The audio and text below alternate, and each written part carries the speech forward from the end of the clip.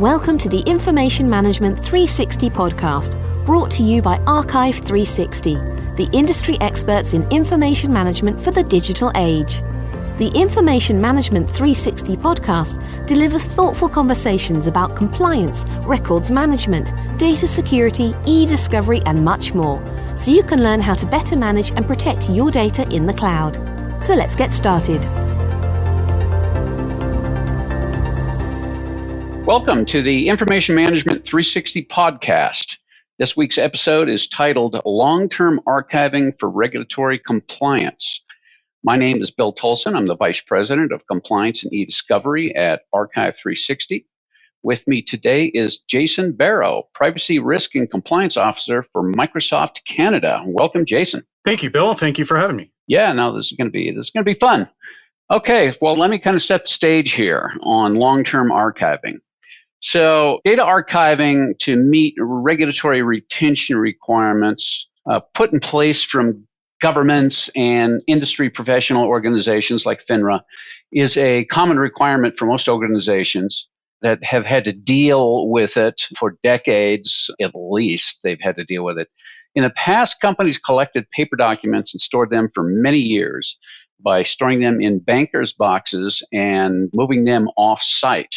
When they were needed, a request had to be made, and many times you'd need to wait days or weeks to get the specific banker's box that contained the documents. I spent many years, back in the 70s at Hughes Aircraft, did a lot of military work, a lot of mil-spec stuff, and we had tens of thousands of banker's boxes, and every once in a while I'd get an Air Force team in that would want to see past records from 10 years ago, so I'd have to contact Iron Mountain and have them go find the box and bring it. And it was usually a week or two before you got it. So it was interesting. The other thing is I used to work for Iron Mountain, and Iron Mountain is thought of as a records management company. And obviously they are, but they're actually classified as real estate investment trust on the markets because they basically control millions and millions of square feet of warehouse where they store all these boxes. So, little side note there, but over the years, records management has transformed from mostly hard copy, like I was just referring to back in the 70s, to almost completely electronically stored information, or ESI. Additionally, over the years, the sheer volume of electronic data organizations had to capture, store, and protect, and make available when requested, i.e. the Air Force requesting from me, has exploded into the hundreds of terabytes to tens of petabytes. In fact, Archive 360 regularly migrates petabytes of data for large clients. I think for most people, that's almost unbelievable if you understand what a petabyte is. So, and getting into the long-term archiving now, many regulatory retention obligations now require the safe storage and easy availability of regulated data for 5, 7, 10 years, or even decades. And I'll get into that in a little bit, and I'm sure Jason will have some stories on that too. The biggest question many organizations don't take into consideration is what is the best, most economical, and secure way to archive important data for very long periods of time if need be. So the goal of any long-term archiving or archive is to store and preserve digital content for obviously up to decades, as well as ensure that it could be retrieved at a moment's notice, regardless of physical location. And that's one of the other side topics is you might be storing petabytes, but if you can't find what you need when you need it, then it's basically valueless data. So storing the data securely as well as having the capability to find specifically what you need at a moment's notice are the two important factors. So with that long setup, let me start off our discussion with Jason by throwing out the first question.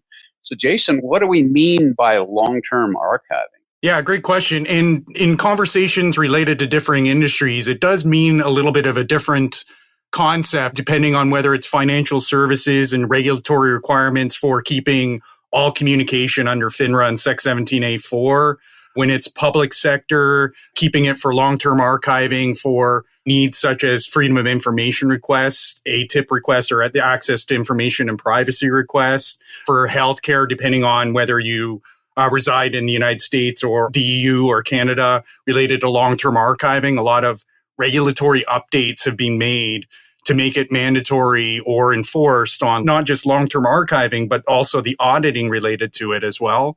So seeing a lot of concepts related to that and even updates to frameworks in records management, such as ICA Module 2, the ISO regulations, making it more and more required, if you will, for keeping active versus inactive records. When we talk about inactive or active records, it's things of significant value currently today, whereas most records, when we talk about long-term archiving, are inactive. And that's where we get into the petabytes and even sometimes zettabytes. We're getting into that world because another growing concern is what is a record is a concept that is even changing when we talk about what we need to store. 10 years ago, a record was essentially a file or a digital asset or a piece of paper. Whereas in today's world, with things like Microsoft Teams and Slack and other communication tools, all that communication that was once done in email alone is also required to be kept for regulatory purposes, whether it's FinServ or financial services or other. So it's a long conversation and one that is of top priority. As you mentioned, Bill, paper being of significant concern, especially when we talk about times of today where people can't necessarily get to those filing cabinets anymore and they're working from home. How do you address these things when people are still in that mindset or process of trying to keep the physical records and getting those to the appropriate cabinet, if you will, or even to Iron Mountain when those places aren't necessarily accessible? So it's a top of mind question for every organization today because they are looking at cloud technologies in general for process improvements and operational efficiencies. But when they do so, the first thought process is the in-place concept, and I'll use the Microsoft world, the concept of keeping petabytes and petabytes inside Microsoft 365 is the first thought. But really, when we talk about scale, performance, and efficiencies, the long-term side really does require some investigation in third parties to extract and store in a low storage cost mechanism. It's just not feasible to implement a strategy for records management or regulatory compliance in an in-place only concept. So we still see many organizations evaluating tools for the inactive processes for things like e-discovery and recall, storage of record in a sufficient and I would say a preserved way, a mutable way. Yeah. No, that's perfect. In fact, you mentioned FOIA, and we've been dealing with many federal agencies that are being overloaded with FOIA requests. And those FOIA requests turn into sometimes lawsuits, mostly because over the last year or so, those government agencies haven't been able to basically find the data being requested because they all are remote. And many of the government agencies don't have centralized, standardized information capture and management systems. So a lot of this data is sitting on individual agency employee laptops and workstations. And I think I found a interactive map online that showed the average FOIA response times for each state and the federal government. And in most FOIA laws, you're looking at 10 to 15 days to respond, and maybe another 30 days to actually get the requester the actual information. And you're seeing 140, 150, 200 days for them to even respond, much less get the data. So those things quickly turn into lawsuits because the government agency didn't respond in time. So that having that information management system capability is important, but also, like you mentioned, for state and federal agencies, I think most of them, if not all of the states, have requirements to capture and archive data for basically ever, much like the National Archives for the federal government. So, by the way, I mean, this podcast is really about long-term archiving for regulatory compliance, but there are a couple other reasons for long-term archiving. One is to protect corporate history, so to capture it and protect it. I used to work for HP, and they went back to 1939, and they had all kinds of really neat kind of corporate history. In fact, I worked in the Corvallis facility where we made all the HP calculators. And you walk down this main hallway, and it had calculators in frames on the walls. And these weren't just the calculators for that year or something. These were calculators that had gone through all kinds of physical issues. and the stories around them. I vividly remember one calculator, I think it was a 41CX scientific calculator on the wall. And the story is that a guy was out fishing in the Pacific Ocean off the coast of Oregon. And for some reason, he had his calculator, he dropped it in the bay. And several years later, somehow it was found by a diver and brought up. And they dried it out and put the batteries in and it worked. Unbelievable. But yeah, there was all kinds of stuff. But that, corporate history is really important. And then contractual requirements, obviously.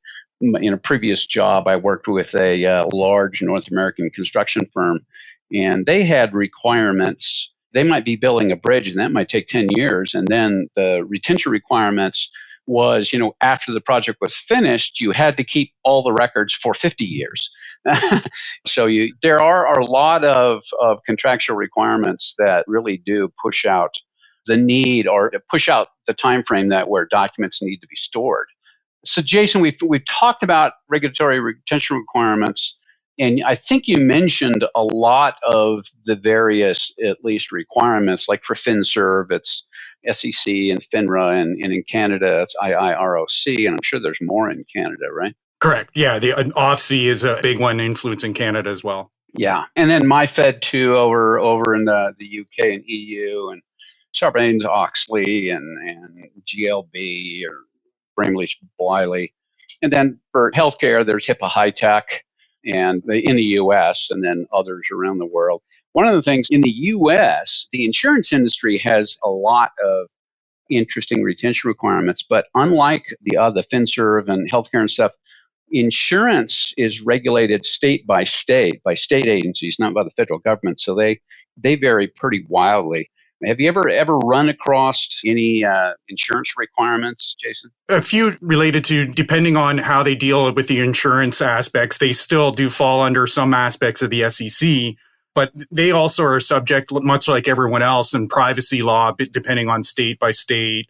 Up in Canada, we have a looming new update to our privacy regulation that's definitely going to impact the insurance industry, related to electronic records, physical records, long-term retention, and just the ability to recall it in the concept of back to the FOIA and ATIP, when we refer to data subject requests commonly known in the GDPR, there's going to be an uptick to that. So having the insurance companies, when they're dealing with so much information and communication, especially when they've moved, in the most part, most insurance companies are very digital these days. And instead of the traditional going to the customer's house and having that conversation, they're now doing all of this virtually. And a lot of those assets and communication still need to be recorded and kept. So it's changed even the landscape as to how they're creating the content and the content they need to store, not even just what's influenced by the regulation. And a lot of conversations related to how do we take care of this Zoom problem that's being introduced during the pandemic, or the Microsoft Teams or the Google Meetup. These are all conversations that are happening today related to long-term archiving that most IT and compliance professionals never really had to think about before because it just wasn't the way they did things. Yeah, they weren't prepared for it. That's a great point. Several of the regulatory requirements for select industries, you got to capture all communications and not just email, but within Microsoft Teams, which everybody uses, wild term, but as far as I know, everybody does.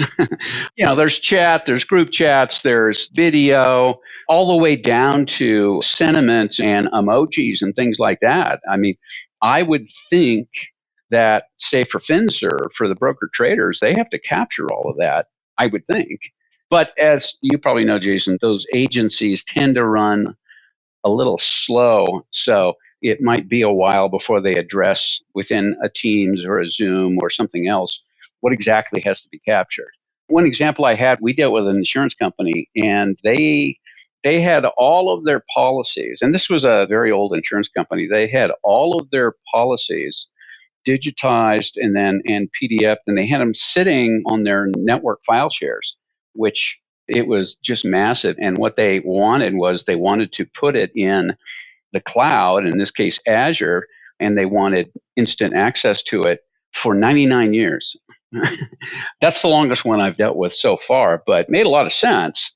What we've talked about, Jason, is this idea and I'm going to jump a little bit ahead here, but data formats. How do you ensure that a data format from 40 years ago is still readable by whatever software you have now?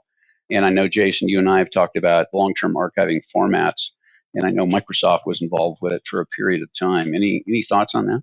Yeah, and I generally, when it comes to long-term file formats, the general individuals that govern that through conversations that I have is generally the information governors or the information managers or the records managers, because it's been a problem they've had forever in the concept of, even from a Microsoft perspective, keeping Microsoft DOC files versus DOCX when the file format changes, and they can't necessarily still support the backdated. But as you can imagine, there's so many different tools and applications that can be used throughout time. And I'll use Lotus Notes as a perfect example of that, where there has to be some form of standard or at least file format that is accepted. And generally what we see from at least a file perspective is a conversion of PDF/A as the acceptable file format to support that long-term, being able to recall it and being able to actually open it in 50 plus years, as you can imagine, from now, when these applications may no longer exist. So it's definitely there. But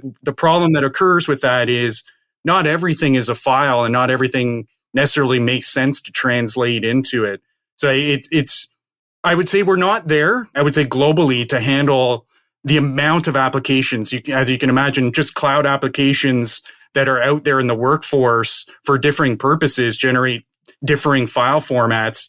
And we're looking at around 17,000 plus file formats today. And that's a lot different than what we dealt with many years ago. It's obviously even a concern with us in Microsoft. And I'll use a stat that might tie back into the long-term archiving. 10 years ago at Microsoft, it was very common that the typical custodian within Microsoft, or employee, if you will, generated 4 gigs of content. That was their total content, to which now the statistics forward 10 years later, we're looking at 86 gigs per custodian.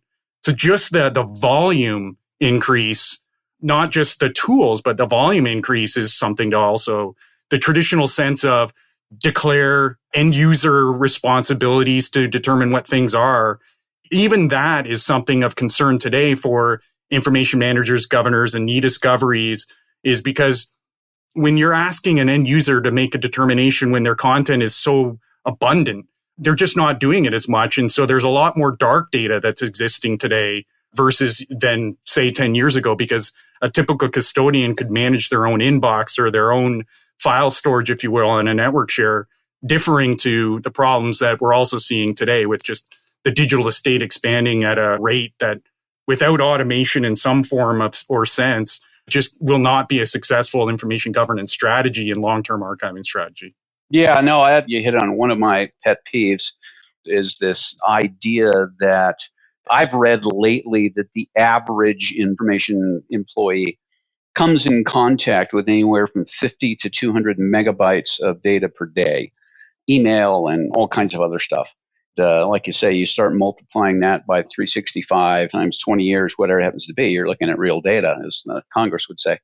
But, you also mentioned the velocity of data, the amount of data and how fast it's coming in is really a problem. And one of my issues for the last 20 years has been records management people within a company, and not just records management people, the company in general, but it all falls back on the employee or the custodian. You get an email and you got to determine, do I keep it and for how long and where am I going to put it if I have to keep it?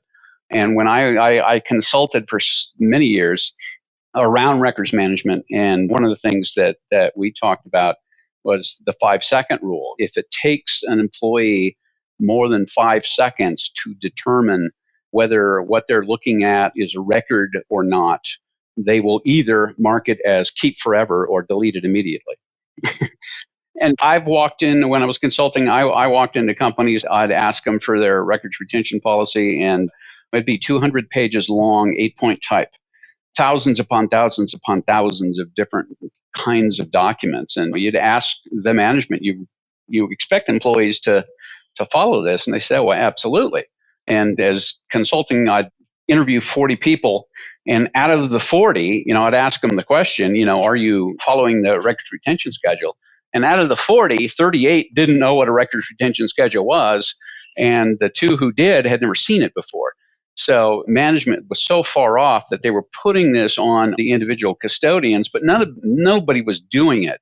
So that's totally different discussion, but that's where we get into the kind of the holy grail of records management, and that's using machine learning and AI to automatically classify content based on what's in it and the context and all kinds of stuff. And I think we're getting much closer to that. And I know Microsoft, Azure, and those folks with the AI tier in Azure is doing some really interesting things. Some of the other issues around archiving regulated data on the technology side, and Jason, you and I have talked about this before, is number one, we've already talked about data formats, but equipment availability. I remember, while I was consulting and we were doing some e-discovery work, walked into a company and opened a large cabinet and was full of 8-inch floppy disks. I looked at their corporate attorneys and I said, have you gone through this? And he goes, well, no. And I said, why not? He goes, because there's no equipment to read the stuff anymore. I said, well, why do you still have it?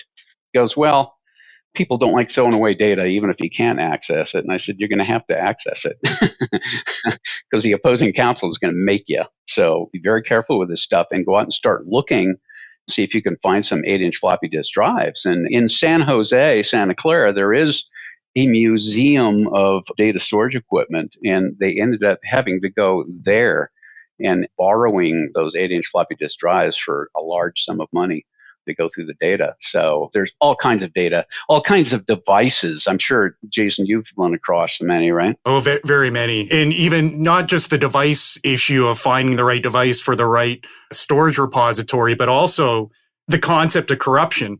The amount of times that organizations have relied on tape backup for years upon years and years, and then later to try and digitize that back and recall it back, it's just, even with the right tool, they're successful at 80% or 60% or even lower, just simply because of the long-term storage of those repositories. They do rely on physical, we'll say, attributes that could degrade the value of what that storage repository is. And when that happens, even having the ability to recall that requires a significant amount of effort beyond just the native recall and trying to use the right tool. Data corruption on tape is a significant problem and has been for many years. So like that storage repository on the physical just seems to be a really big problem related to 2 issues. One is finding the right tool if it's really long term, and then also even having the success rate of recalling it, even if you had the right tool to do so. Yeah. And how do you explain that to a judge? I used to work for Storage Tech, and Storage Tech here in Colorado, we had lab names from, they made the Redwood tape library, which was the size of a room, literally. And you could daisy chain these things into just massive tape libraries. And they were, besides backup, they were pushing, this was back in 2000, 2001. They were trying to sell it to companies as an archive as well. And these things were just massive, required just constant upkeep because it was all physical robots and things. I mean, the robot inside one of these things to go find a tape and bring it back and plug it in and then spin it up. I mean, they would go from 0 to 70 in 1.5 seconds. Just amazing stuff. But tape, like you said, tape corrupts. One of the things that while I was at Storage Tech was, we had to remind people that for longer term storage, tapes, those kinds of tapes had to be refreshed. Otherwise, they would start to lose their bits through the magnetism on the tape. Nowadays, there's newer tape technologies where they're good for 30 years before they need to be refreshed, but they still need to be refreshed. Same on spinning disk, too. It's still magnetic, but that's always moving and stuff. But the tape has an advantage in that, and I'm sure you've heard this before, Jason, tape, if used and set up correctly, you can create an air gap, which means it's not accessible to the outside world unless it's physically put in a tape drive and read. And even with these robotic tape libraries, a hacker can get into the system and access the robot and start screwing up backup tapes and stuff. So the idea, and this is where, going back to Iron Mountain was full of backup tapes. And that was a true air gap because you were looking at 50, 100, 500 miles between the actual tape and any tape drive. With the newer forms of extortionware and ransomware, they go after any backup they can find and corrupt it. so that you can't restore. So tape is interesting. We worked on optical tape and all kinds of things. But yeah, that equipment availability over the long term really is an issue. And that's where, and I'll mention it here, we'll mention it more, that's where putting data, putting backups, putting all of your ESI up into a cloud that's managed correctly. I mean, they're constantly, the cloud providers, Microsoft and others, are constantly refreshing this stuff. The data is duplicated, geographically duplicated somewhere else, and it's constantly going. So you're not going to have that refresh problem. But you get into the idea of all that cloud, because the cloud is the biggest target for cyber hackers and ransomware now. And that's where companies like Microsoft have just thousands of people, I would guess, working on all kinds of levels of security for the cloud. And then part of that is the end user's responsibility. And I've written extensively about this. Any data you put anywhere should be encrypted. And encrypting it as you put it into the cloud is a great idea. But 50 years from now, who has that encryption key? So that gets back onto the legal side too. And in fact, I've been in cases where a discovery has gone back and said, we have these files, but they're encrypted and we can't decrypt them. And in many of the cases, the judge will come back and say that's spoliation, destruction of evidence, and they'll issue an adverse inference because it doesn't matter whether it was your fault or not. The data's there, but it's not, you can't get to it. Therefore, legally, you have an issue. So, getting into encryption key management and availability, I know in Azure, for example, Jason, they have Key Vault, which is a very secure part of the cloud where the customer manages their keys in there, and it's very difficult to get in. I think Key Vault has been a huge boon to CISOs who were nervous about putting sensitive data in the cloud. And I think it's been excellent.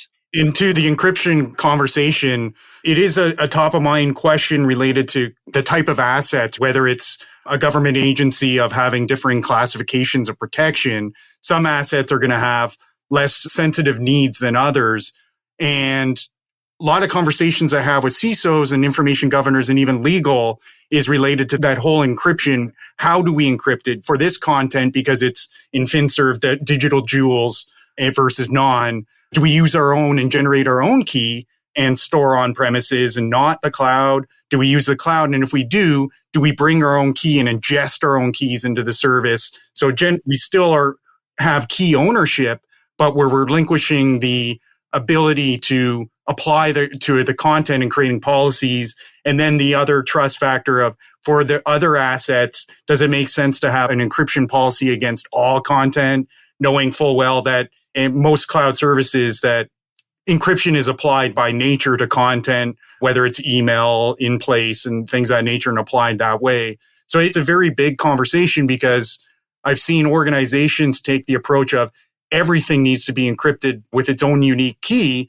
related to our own encryption service. And when they take that traditional approach, the one problem that occurs is those cloud services then become kind of like a dummy repository in the concept of now search is not a usable thing for end users. Legal can't discover it until it's decrypted in some way, shape, or form. So there's a real fine balance of productivity versus security. And it's a growing concern because if you don't address both in a most efficient way, one, you're either going to impact the end users that require that information for recall in one way, shape, or form, or two, you're not applying a sound security posture that you're introducing risk, as you mentioned, Bill, related to ransomware and things of that nature for sensitive assets. So information classification is becoming, I would say, a conversation that generally fell into security, whereas now legal, records managers, and others are getting involved very heavily in that conversation because it impacts them very much. Oh, yeah. I mean, that's where you potentially are looking at hybrid cloud,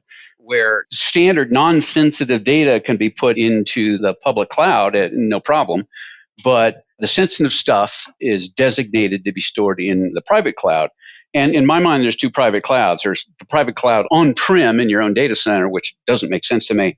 Then there's the public cloud within the private cloud. For example, with us, with Archive 360, you create your own private cloud within your own Azure tenancy. and it's completely separate from the rest of the cloud. So in reality, you could put your sensitive data in there, you can encrypt it, you could choose to keep your encryption keys in Azure Key Vault, or you can generate them and keep them on-prem. And that's where, Jason, you mentioned the issues with lawyers and others trying to access encrypted data. I know Microsoft has this capability. They don't talk about it much, but we've also adopted it, this idea of homomorphic encryption. You can encrypt something on-prem before you move it to the cloud, but it's still manageable because homomorphic encryption is a type of encryption that lets files and data within the files be computed on without being decrypted. And that's been around a long time. It hasn't been used because the issue is with encryption, it's CPU intensive. With standard encryption, you have to decrypt it before you access it. And if you got 10,000 employees doing that on a daily basis, you're going to be spinning up lots of servers, or you're going to be consuming lots of CPU in the cloud, which is not free, nor should it be. But using these new types of encryption, you can keep the data. One of the things we say is your data is secure in transit and at rest, but also while in use. And that's the next step, I think, for security. The question is, does everything get encrypted, like you said, or using those classification techniques, do you encrypt certain things and put it in your private cloud within the cloud in general, and everything else goes up into the public cloud, OneDrive, and all of those kinds of things? And I've read technical papers from Microsoft people that, they're using that too. And there's another version, another next level of that, which is secure multi-party computation, which I know Microsoft is working on, and we've incorporated as well, as the idea of being able to set different levels of security on one given file.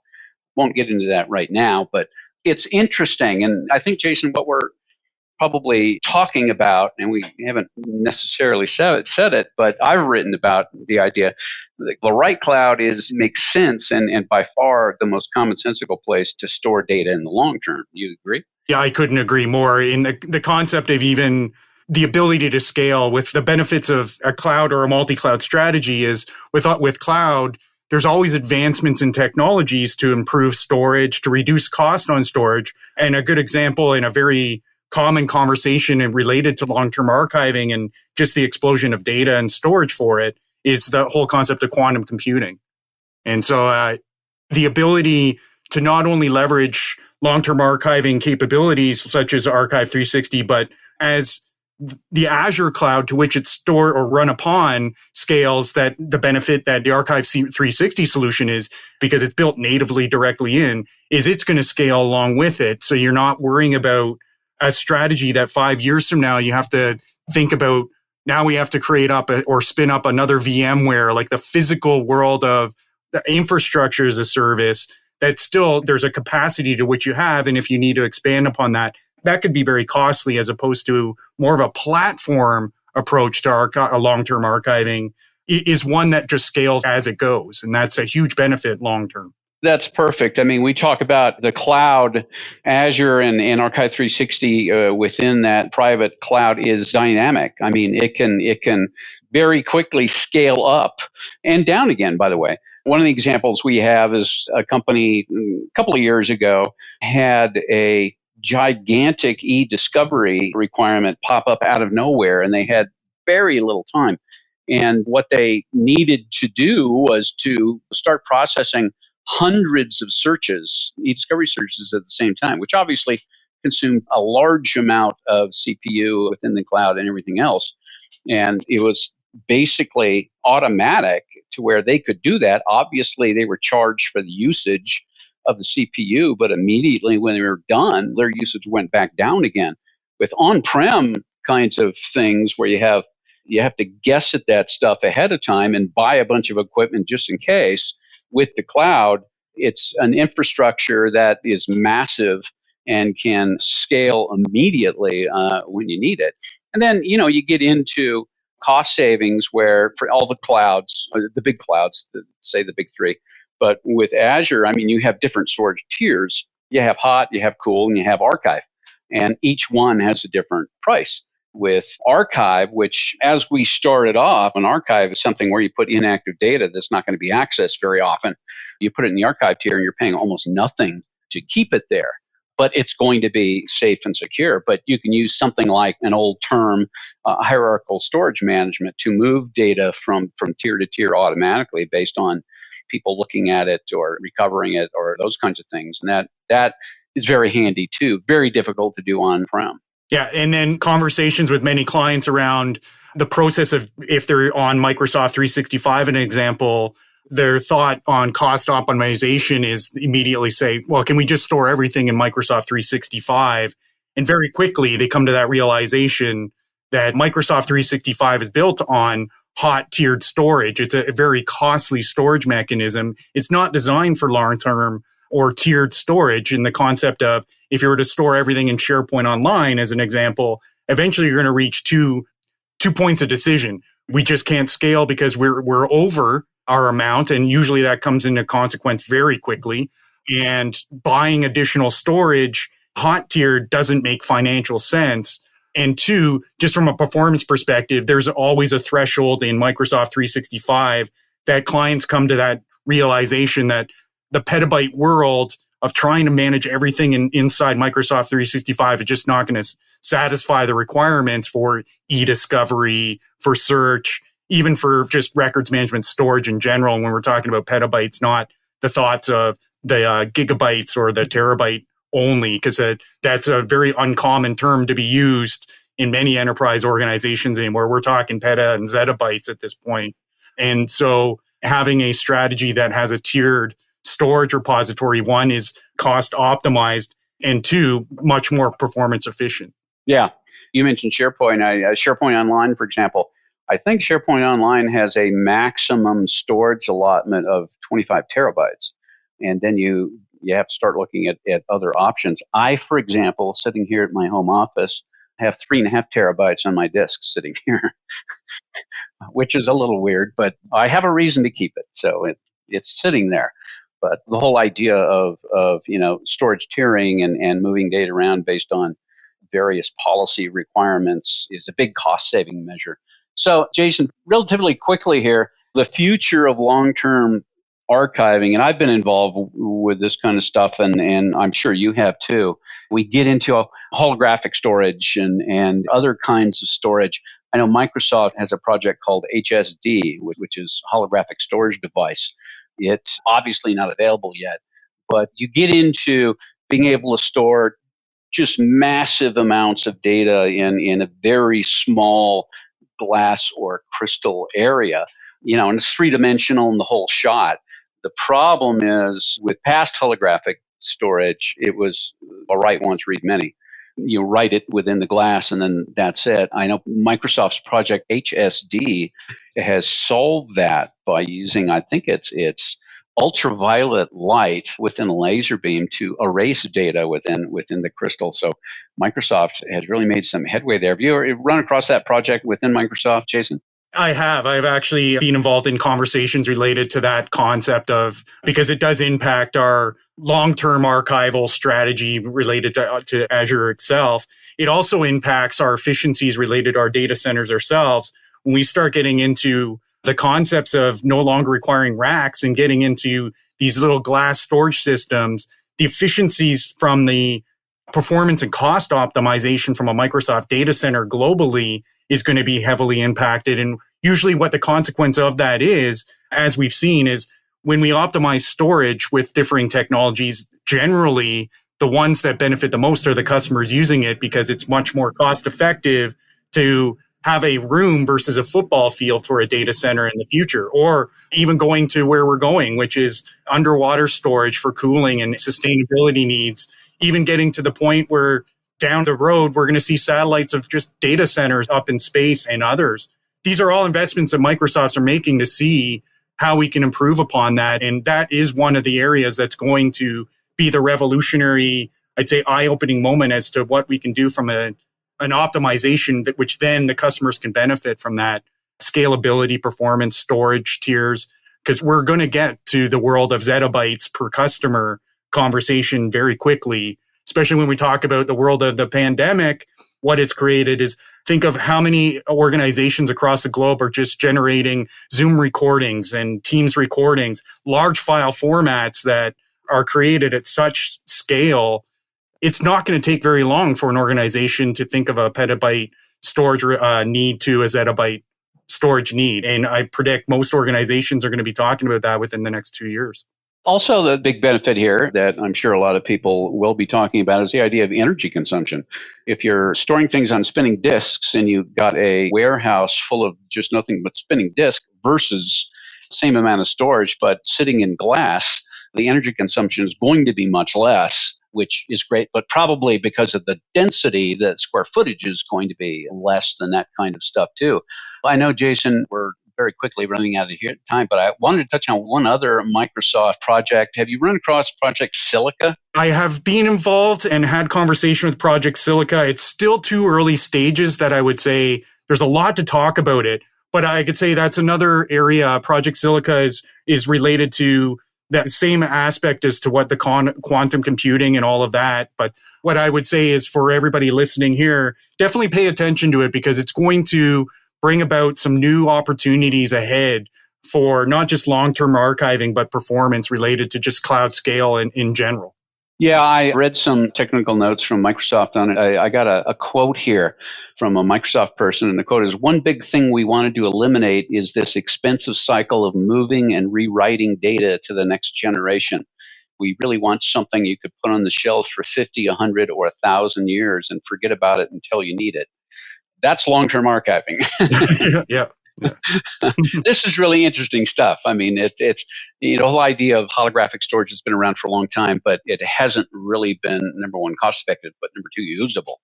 I think Microsoft, as well as other companies, are making just tremendous headway. But the thing about Silica and HSD with Microsoft is they're being built and designed around needs in the cloud, which obviously that's where everybody is going for good reason. So that's really interesting stuff. Jason, I think we probably should wrap it up. So we'll wrap up this edition of the Information Management 360 podcast. And Jason want to thank you for listening to this insightful and I think enjoyable discussion today with Jason on this very important subject. Long-term archiving is a subject that won't go away because everybody, long-term, it's going to be there. If anyone has questions on this topic or would like to talk to a subject matter expert, please send an email mentioning this podcast to info@archive360.com, and we'll get back to you as soon as possible. And just a reminder that Jason and I will be actually doing a webinar on this subject on June 24th for Compliance Week. So if you want more information on that, you can contact us through info@archive360, and we'll get you the info on that. But I think it's going to be really interesting, and we'll kind of expand beyond some of the stuff we've talked about today. So with that, Jason, I very much appreciate the time. This was an exceptional podcast, very interesting stuff, and I want to thank you. Yes, thank you very much. It's been a pleasure, Bill. Thank you. Thank you for joining us today on the Information Management 360 podcast, brought to you by Archive 360, trusted by organizations worldwide to manage their data in their cloud under their control. To subscribe to our show or to find out how you can address today's challenges in information management, visit archive360.com/podcasts.